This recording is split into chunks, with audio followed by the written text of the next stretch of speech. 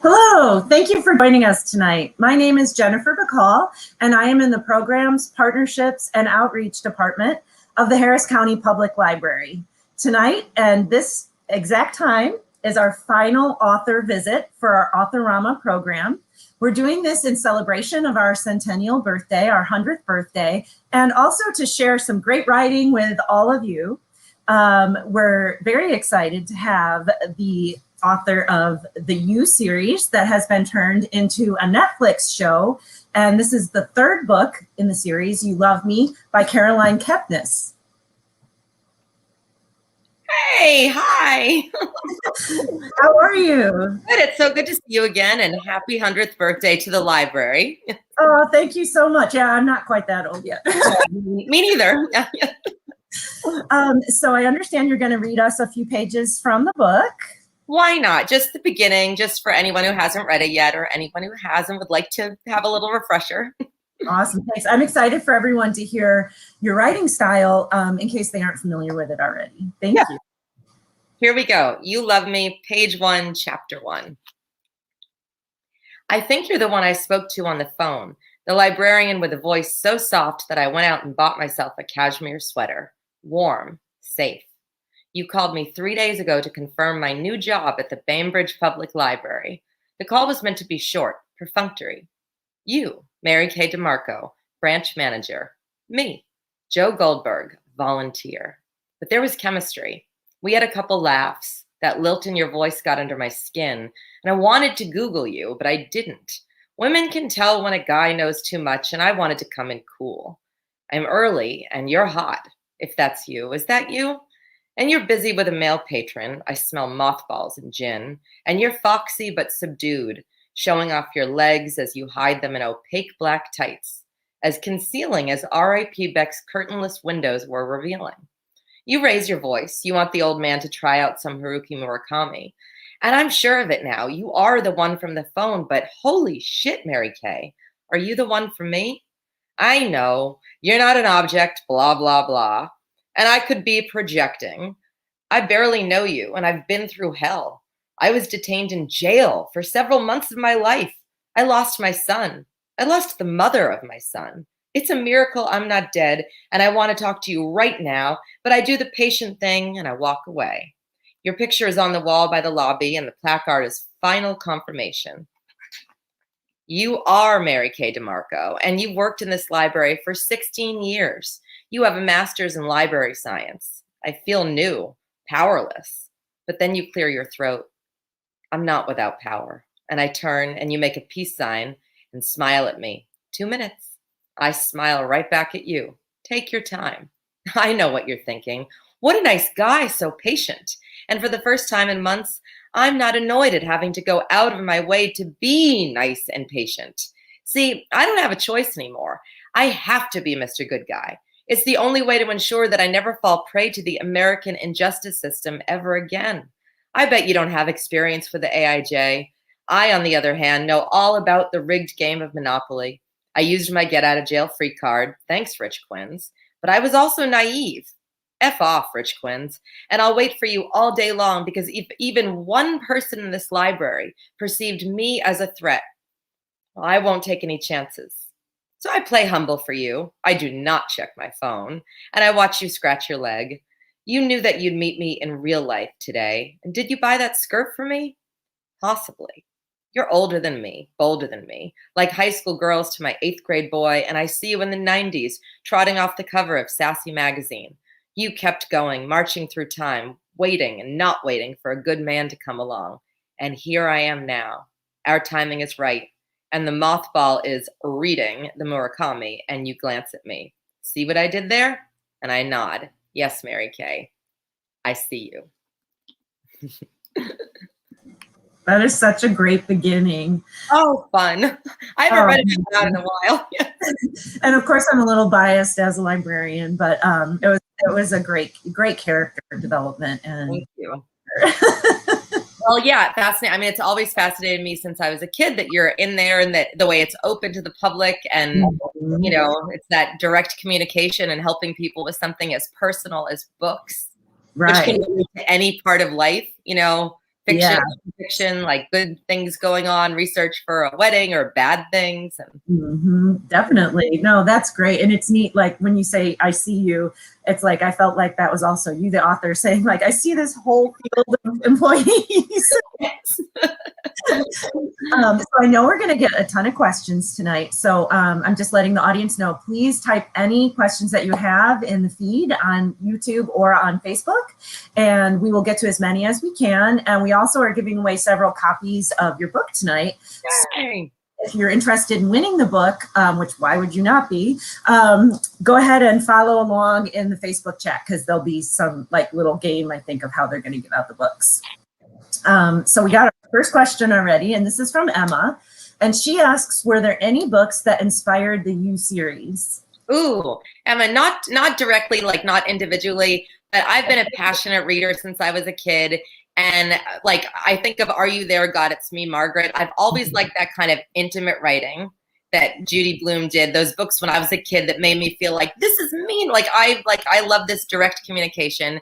And then I also love to be scared. So American Psycho and The Shining are two of those books that were like very vivid reading experiences in my life. And also a book you might not think of, Emily Alone by Stuart Onan, is a book I read a couple of years, or probably a year before I wrote You, that where it's a male writer bringing us a woman who's an older woman, a widow, and she was real to me and existed. And I was inspired by Stuart Onan conjuring this woman that I believe she was real. So there's always a swirl, I feel like, for most of us writers, where you think of different books, different feelings, the books you can't put down, the kind of books then that are like bring someone to life, and kind of me wanting to pay tribute. And in these books, you hear so many books referenced. So go read those too. Yes. Oh, that's great. Thank you. Yeah. And I just learned about Stuart Onan this year. So hey, I'm happy for you. Oh, thank you. I know we were talking before this show, everyone, about how Caroline and I are both big readers, but sometimes you haven't read the same books because there's so much to read. So it's always a treat when you get a new title. So Marissa asks, who is your favorite character in the book and why? Oh my God, Marissa, it's so hard to play favorites. And I'm writing U4 right now, so I don't want to give things away about U4, but there's someone in there I'm just crazy about. But in all of them, I feel like Joe, because I'm writing in Joe's voice, like I feel like by nature has to be my favorite because I'm constantly like going into his shoes and his experience. But in terms of like fun and writing, each one, it's like the way when you have a lot of kids. Like 40 made me laugh and was so fun to just give him voice. And Beck was like the first girl for Joe, and there was a lot of like not necessarily reflecting on me, but like a lot of experiences that I went through in my life in terms of the geography and where she was in her life that were personal. And Mary Kay, I feel like, is kind of like the woman that I looked up to and that I kind of wanted to become in a lot of ways. Oh, I love that. And so Bill just a blast too. And lately with everything we're talking about Eric Clapton, I'm like, oh my God. No, that is great. I love that. I was going to ask about the locations. So, each is set in a different city. Is that going to be something that you continue? And what kind of gave you that idea to have it move around? I didn't start writing a series. Like for me, I was writing a chapter and then I was like writing a book. Like it was growing. While I was writing the first one, I was completely addicted to it. And I immediately started writing the next one. And it felt natural to move him somewhere because for me, that's part of that pathology of his. It's part of the pathology and the part of him that we like, that like he does pick himself up by his bootstraps and try to get something going. So like New York, part of New York was that bookstores in New York are special. And I was in my 20s in New York and would romanticize about the guys working in those bookstores like crazy. And I worked in a bookstore and like I love bookstores. And it felt like, New York, just ultimate. And it allowed me to go back to all my haunts from my 20s in a nostalgic way. And LA, like I live there now. And then when I was writing this book, I had started watching Cedar Cove and reading those books too. And I loved the idea of how Joe would interpret something like that and how he would go to a place with kind of unrealistically expecting the world to be like that, like the lack of logic there, but also the leap of faith. I love that relationship between, that like we have to dream, but we have to live in reality. And I just love the idea that he is the kind of man who has no shame in watching Cedar Cove, and he just that's something. Yeah, mm-hmm. he just no apologies. He just does what he wants, kind of. And his hope, like you mentioned, I'm always amazed by it. Like, how does he get kind of dumped and all of the other things that happen to him? I don't want to get into too much detail for folks who haven't read them, but yet he just keeps falling in love and keep having hope and keep thinking that there's a great outcome out there for him. So because I love I love that horrible mashup there, like that the optimism is the reason he gets away with things, because it goes back to like that privilege he has, using it to the worst example. But these are all the mental gymnastics that we're all taught by memes and psychologists to kind of embrace, like to believe in yourself, to like be in charge of your story. Right. Sure. Us who are normal, or all I mean by normal is like not serial killers. Okay, sure. Someone like that using all of these good lessons to do such nefarious things. Right. I'm gonna scroll up here a moment because we have had lots of questions come in. Make sure I don't miss any. Sorry. Danielle asks, is Joe's character based off of personalities of people that you know?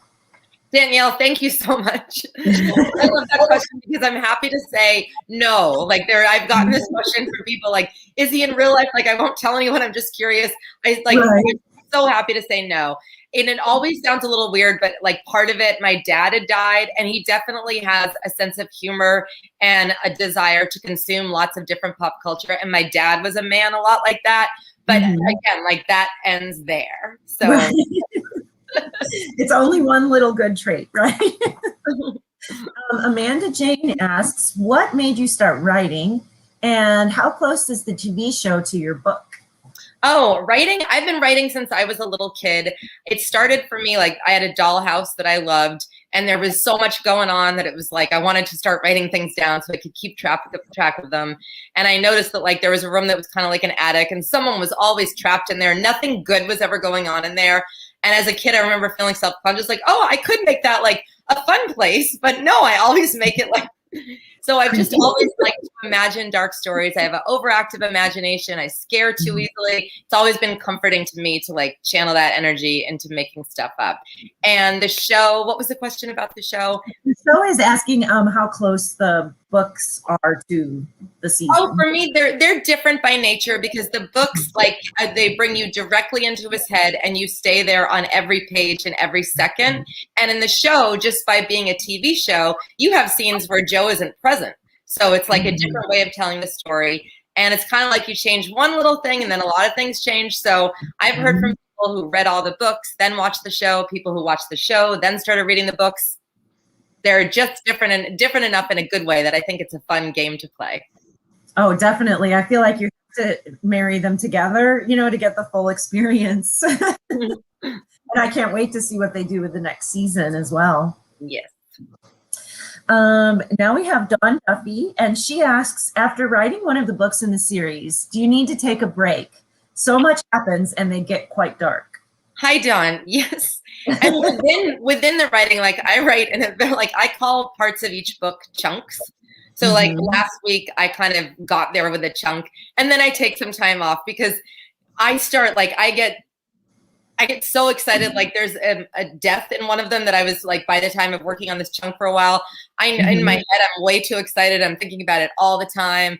The grisly details, the mental, rationalizations going on with what Joe does. So yes, then I take a nice break, like where I just videos of little fluffy puppies. Yeah, I was like, go out and like swimming around. Yeah. I might ask one of my questions again, if you don't mind. So I'm a huge movie buff, and I know that you are as well. And I love your references to Hannah and her sisters and Closer, and I'm sure I'm missing some. So I'm wondering how you select which movies you feel like Joe would be into, and with that first book, it happened naturally. I feel like it was a good writing lesson for myself. I tried to write a book so many times, and I wrote lots of short stories where they were like, I sounded like me. But every time I tried to write a book, I got very uptight and wrote like someone else. Like I was, Okay. you know? So part of me was like, okay, the things that I do in my writing, I'm just going to go and do them. And part of that was like, I had watched Pitch Perfect 8 million times. And part of that, like I gave that to Beck and Hannah and her sisters. I loved the idea. Like it's a movie that I had loved like for years prior to, you know, knowing things. Yeah. It's hard to love a problematic artist. I didn't grow up in New York City, and it was really, I really liked the idea of Joe growing up in a different kind of New York and what it's like for anyone who grows up in a city and sees this other depiction of it. And, yeah. Great and choice. now, then once that's established with each book, it's kind of the same thing. I love everything I watch. I'm like, what would you think of this? What do you think of this? Yeah, because now you know him intimately, right? Graciela Ortiz says, hi, I love this book series. I've always wondered, what is your process to get into Joe's mindset?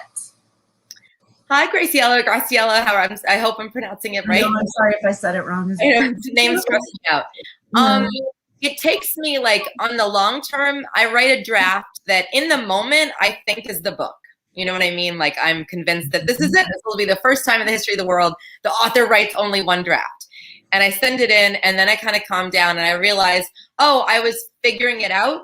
And when I look at it after a while, and my editor agrees with me, this is not the book. And then I realize that the process of really getting into his head, it helps me to know the general world of the story, and then kind of take a deep breath. And I do take it one chunk at a time, because otherwise I find, especially with him, that I want to make the most out of each moment and make sure that I know his thought process in there. And that takes me time. And getting into the mood for that can be anything from like overhearing like someone say something weird on the street to like watching a TV show that is like sweet and soft. And it tends to be like I respond to things out in the world, and I feel like, all right, it's like almost like a little taking a drug, and suddenly I really love the reference towards the beginning of the new novel.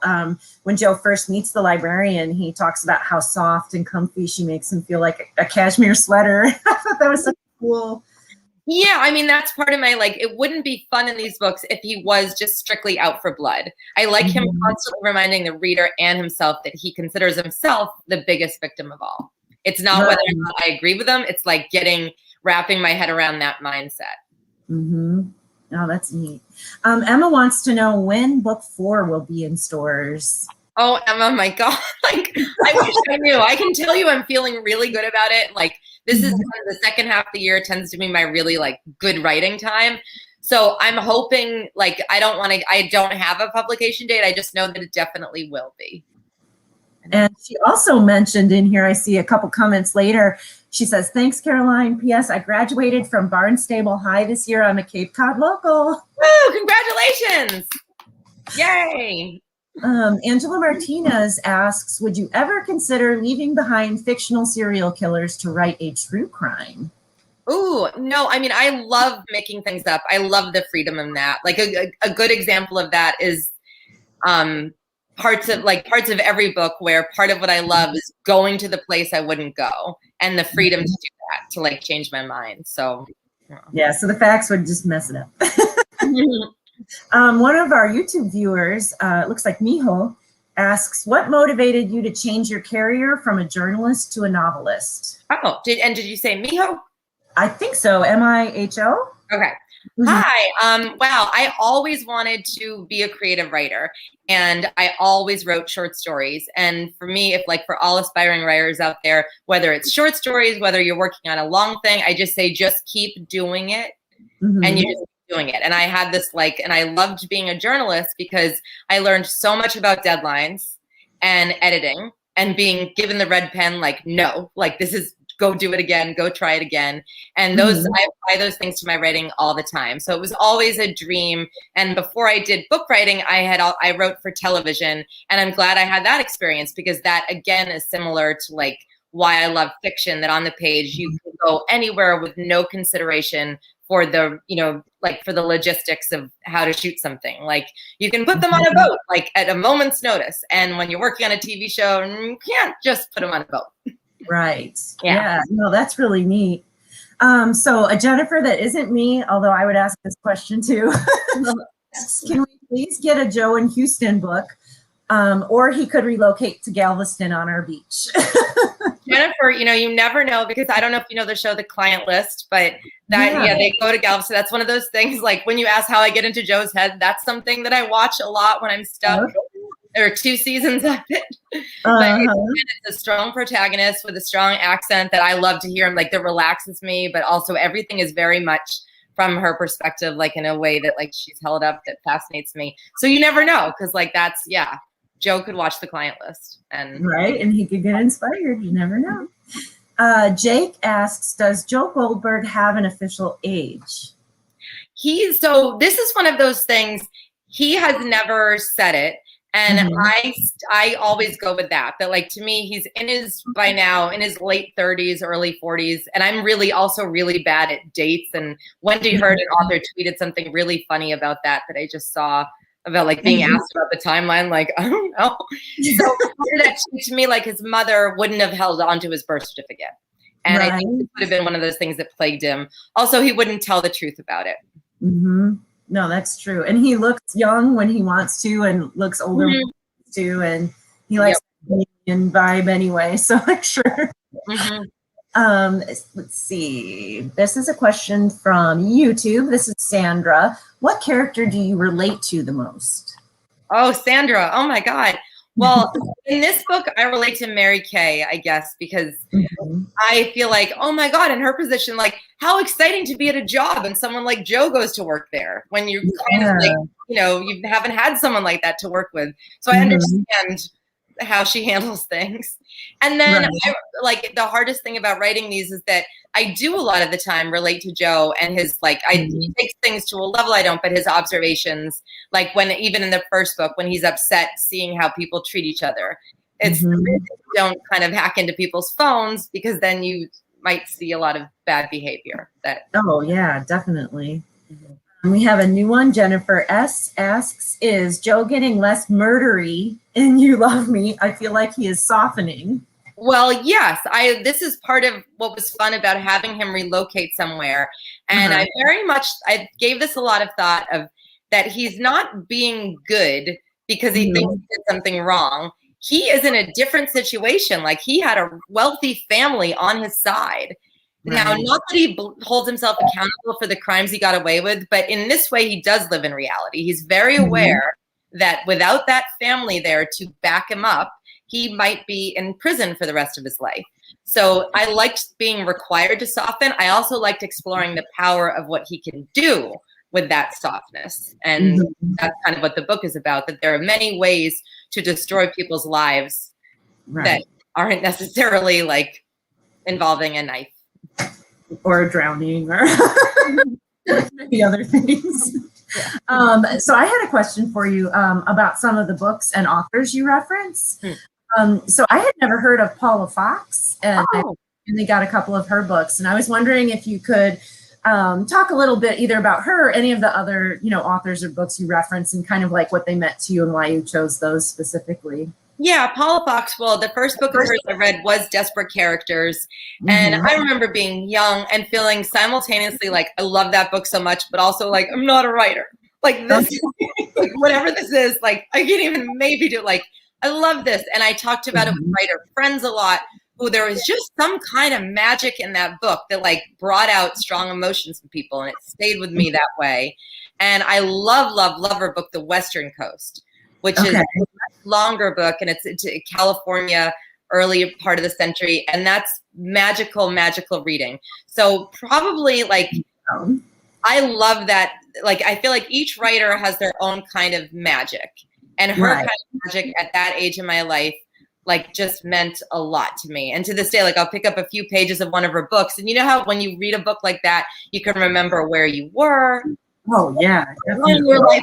She has building power. So yes, I'm trying to think of who else is mentioned in this book, and The Last Night at the Lobster, I think is mentioned. That's a Stuart Arndt book about an olive garden that's closed, or no, a Red Lobster, and the people that work there. And I worked at a Chili's when I was younger, and it's another like sense memory book that reading that book conjured up so many memories I had, that like, in the details, like those books that stick with you, that a few months later when something happens and you're just in that book again. Right. That's where I the list of books going in. It's so natural. It's like the books that are in my head. I'm like, yeah. And I love your pop culture references. And I wonder how your editors feel about that. Do they get shaky at all? I've heard mixed comments from authors on. Yeah, or it'll be like, who is this? Will they know what this is? I remember in the first book, it was like the pitch perfect. And they're like, I'm like, well, they'll find out. Like, especially if anything, don't we have this silly internet so that you're reading a book and like someone mentions something, you can look for it? Exactly. Yeah. So we have another book related question. This is Marissa. What is your favorite book that you've ever read? Oh, Marissa. Oh, to pick one. I can't pick one. I mean, I just plain can't pick one. I can say a book that I just read and loved and I'm doing an event for next week. We Were Never Here by Andy Bartz. Just wonderful. I just finished that. But then like all-time books, like I'll just say what's on. I said it earlier, The Shining, I think probably because of every part of the reading experience where I saw the movie first and I loved the movie. And my dad and my mom, you have to read the book. Yeah, and I'm like, oh, shut up. Like, I'm a teenager. I know everything. And then I read the book and just mind-blowing, the psychology of their relationship, the depth and understanding that, like, the way that you could love these two things. Like, there would be no Shining movie without the book, and they're fundamentally different, but both so powerful. So. Definitely. Liliana Martinez asks, what gave you the idea to create a character like Joe? I had tried to for years in little bits and little short stories, some of which are online here and there. And like 5 years before I wrote the short story that was just this guy, like very un-Joe, and that he's just kind of like, well, I killed this person for that reason, but the tone of it and the rhythm stayed with me. And I was like, okay, like that was not sustainable for a book. Because like there's nothing interesting about someone who's not trying to rationalize. And it was the part of me too that like defense attorneys fascinate me. And I wanted to write almost like this book of Joe in defense of himself, not in court, but in the court of his mind, like the court where, when it's like this, when you look at a piece of cake and you're like, well, these are the reasons I can eat it and it's okay. Yeah. That logic, I feel like if anything, like wondering what it's like in a brain trying to get that on paper, that experience that to me is relatable, that we all go when we're negotiating with ourselves. But a way for me to tap into it was by taking with someone who has some really serious stakes like not a piece of cake. Yeah, that's awesome. IJ asks, Joe's favorite song is I Will Possess Your Heart. Does Love have a favorite song? Oh, I think that's in the show. In the book, Joe, in the book, Joe is Nothing Compares to You. That's like, Love's favorite song. Oh God. I mean, again, like lots of that in Hidden Bodies in the book, but probably like I Will Always Love You, because it's like, like that was Love's narcissism for me and her enjoyment of her name, which I feel like was not her choice and was a big reason that I gave her that name. I think Joe said that in the book, like you were called Love and he was called 40. And but that's how it all begins, right? Oh, I love the names. I'm sure that was names are so fun. Yeah, and that must not have been a real common thing for publishers or editors either, right? To see.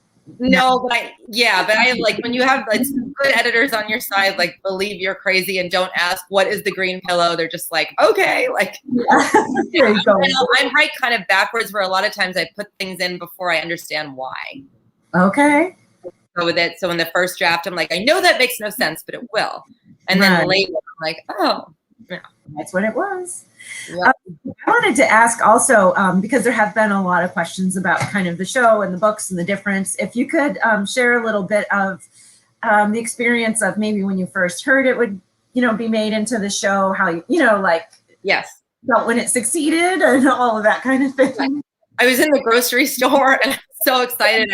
I was in a frozen aisle and I've had two great TV related things happen in grocery stores. The first was finding out. The second was after it had gone on Netflix, when we had a long story where first we were at Showtime in development and that didn't work out. And then we went to Lifetime and everything was great and wonderful. And I was, it's just so exciting to work with people and to collaborate like that and get other people's art involved in your art and this new beast. And I was at the beach here and there were banners saying, watch you on Lifetime in the sky. Amazing. And then it aired and not that, the audience wasn't like, not that many people watched it, but it was a beautiful show and made wonderful friends and collaborative partners out of it. So all good. Then it goes on Netflix months later and it's like, it was this overnight kind of, it's that thing that trending that everyone's talking about. And I was in the grocery store and heard a girl tell a girl, you're such a peach right now. And I dropped a pizza. And they looked at me like I'm crazy because I did look at it. Oh my God, like it's in the world like that. So those moments are spectacular. Oh, that is awesome. So someone is asking, this is Spy J again, and he asks, do you already have inceptions of Joe's fate in mind, like a possible death or an ending? Late at night, I'll go through this in my head. It's one of those things, my phone, my notepad is full of some of it spelled correctly, but this is how it ends kind of moments. And I'm always playing with that. And part of that, I've tried to keep up the spirit that when I started, it didn't mean for it to go. I didn't really know what I was doing and I didn't have a long-term plan. So it's always part plotting, part pantsing. So I allow myself to think one thing and then think another. Sure. Let me see if I missed this one here. Oh, she asked pretty much the same thing I did. How did you feel when they decided to make a show out of your book? How was your relationship with the show? How much were you involved in it and that kind of thing? It was great. In the beginning, I had written both books, so I had creative freedom time to go in and talk to them. And I wrote an episode in the first season, and that was a thrill to walk into the writer's room and see all the boards up and work with everyone. And then I get to write 2 more books. So I had to distance myself a little bit because I've got to work on this show and Sarah and the whole team are working on the show, Joe. And I want us all to keep going. So, and then it's anything, now it has a life of its own, same way my books have always had a life of their own. So yeah. That's awesome. Dawn Duffy is asking, how would Joe do in an isolated community like a cult? Oh my God. I would think he'd want to be the leader. oh my God. So that's not what U4 is about, but it's also not what it's about. It's about dealing with it being in a group for the first time. That I to say, but good eye. Yes, good. Yeah, wow, that is so cool. Has anyone else kind of had that idea yet that you've heard? No one's asked me that question about him. Hey, all right, Dawn Duffy, you have a writer's mind. Yeah. Brittany DeOlive Elwood asks, did you base Joe's personality and temperament on anyone in real life? And we kind of talked about that already. Yeah, and then again, I feel like I based it also on, when you go into a bookstore and you have an interaction with someone and you're intrigued by them and they're good at that kind of interaction. There's a line in, I feel it might have referenced it in the book too, in Mad Men that I always loved when he's about him liking the beginnings of things. That's how I thought of Joe, of having that charm. And then I wanted to just create a whole world in his head and in his past, to go along with that, to think, well, why is this person so good at beginnings and at listening, but not good at living?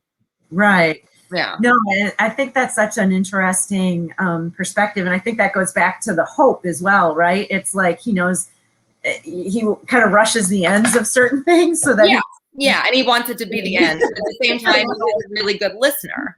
And it's also the things that as a woman that I've listened to women complain about men forever. Part of it was well, what if this guy was dreamy in so many ways and ideal in so many ways? But the reason for that was that he also deep down does think he should be able to control women. So right.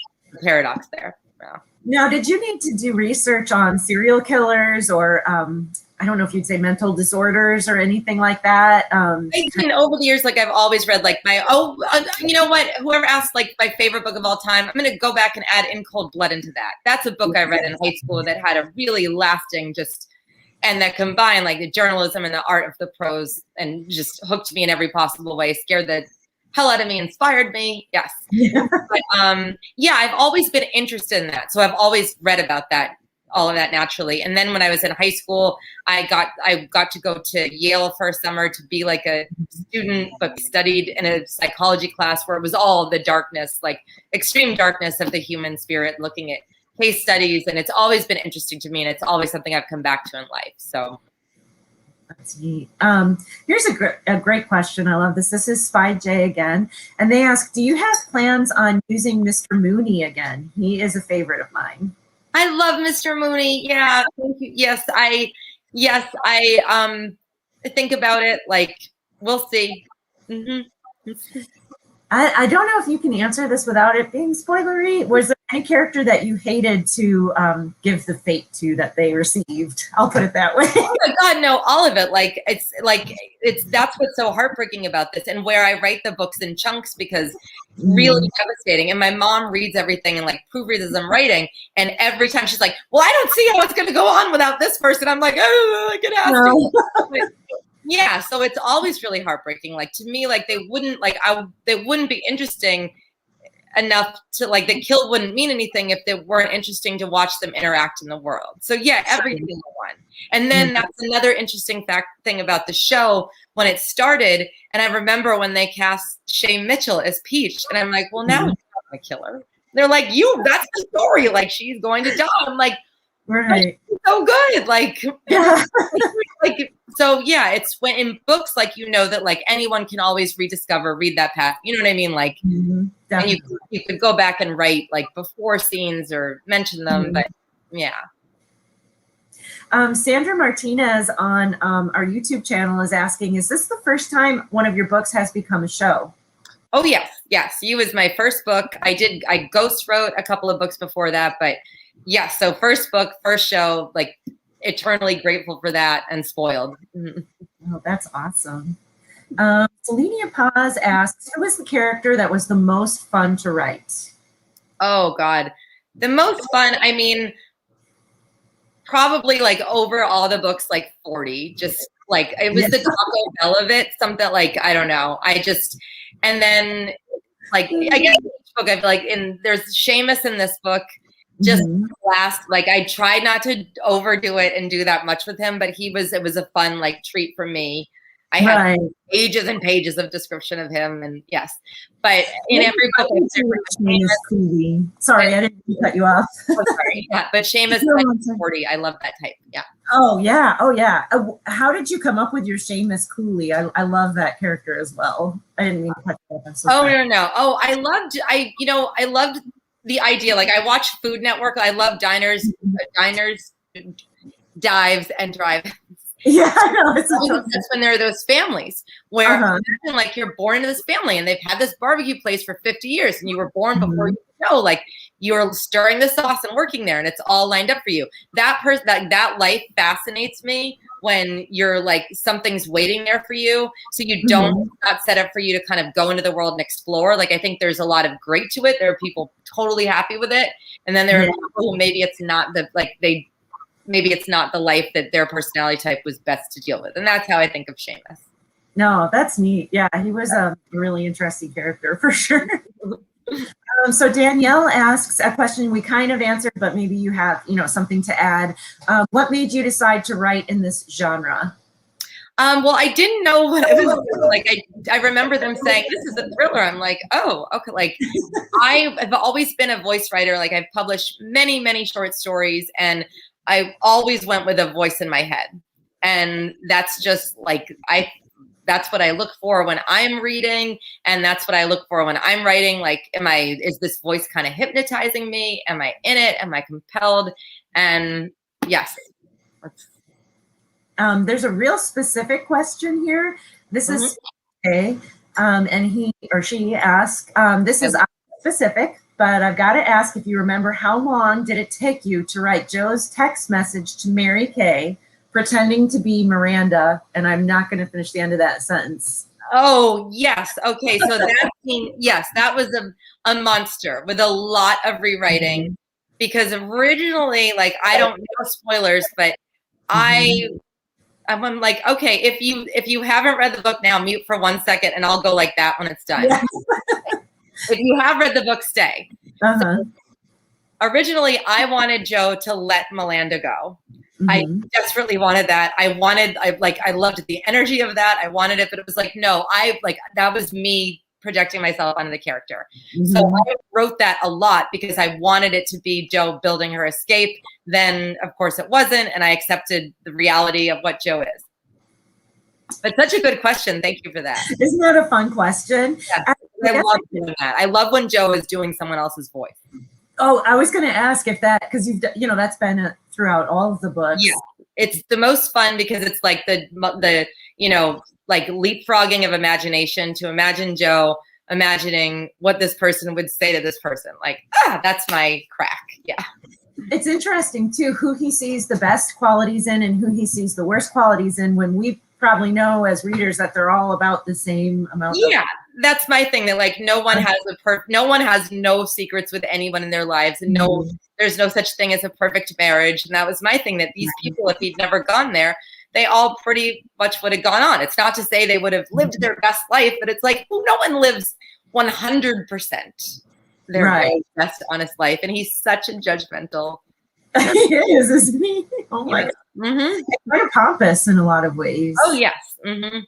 I found the character Henderson really interesting as well. Oh yeah. Oh my God. Now I feel bad. Like my babies. Oh, Henderson was such a blast to write. Yes. And living in LA for a while and just having small interactions with comedians over the years, like Henderson was inspired by so many different moments. No one person. Sure. Like, yeah, but getting that. Ooh, yes. Were there any other particular like sections or moments that you remember just having to rework that you just couldn't kind of get the right vibe? Yeah, I mean, this part of that, like Melinda, of wanting, like I'm a long writer, so I'll write. I feel like that was like an accordion where I went way, like I was writing a whole other book. Yeah, it was almost like, can I just cut this out and make another book? And then in Hidden Bodies, there was just a lot.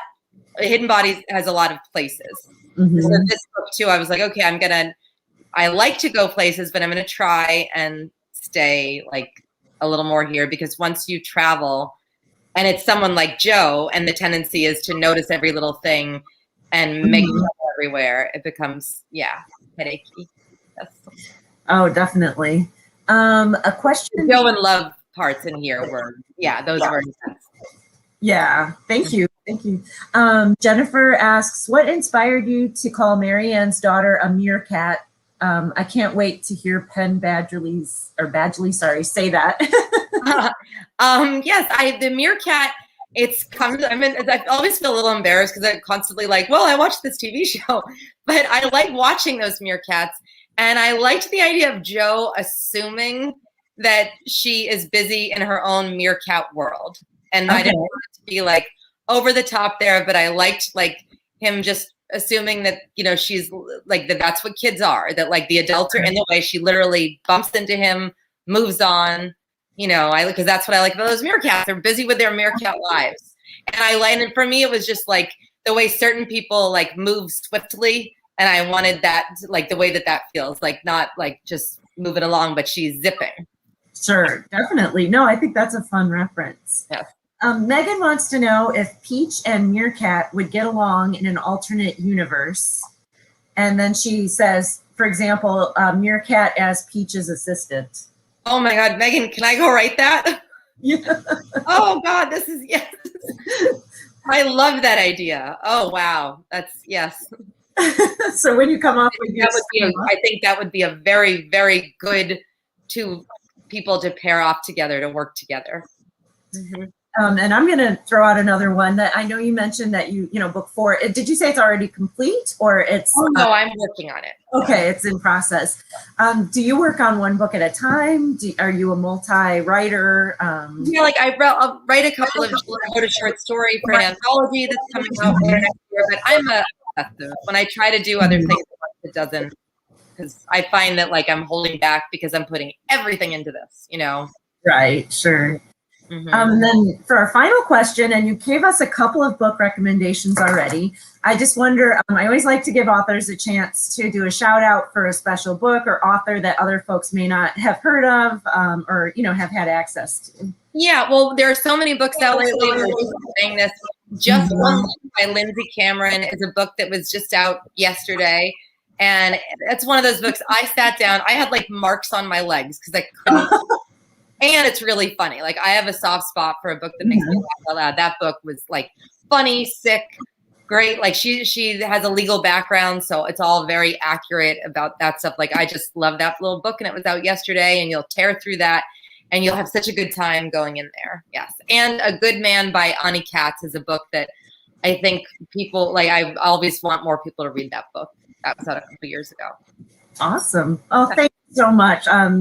Did you have anything else that I failed to ask, or that you? No, I just want to say thank everyone for these questions. Like, I love these thoughtful, like, across the board, really, really good questions. And yes.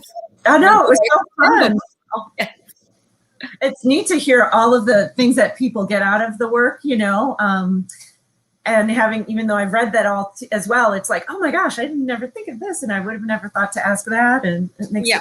And these are the kind of questions. I mean, I know if we got together tomorrow, I'd have all new answers for all of them. They're going to stay with me, these questions. Like, yeah. And thanks everybody for viewing tonight and being a part of our Authorama program. And we have all of Caroline's books at the library. You can get them as audiobooks. You can go buy them. You can check them out. And we'll all hopefully get back here again someday, Caroline, maybe when the next one comes out. I'll come to your library, and I won't kill anyone. I'll just come in and be nice. And yeah, sounds good. Thanks, everybody. Have a great night. And thank you, everyone. Oh, wow.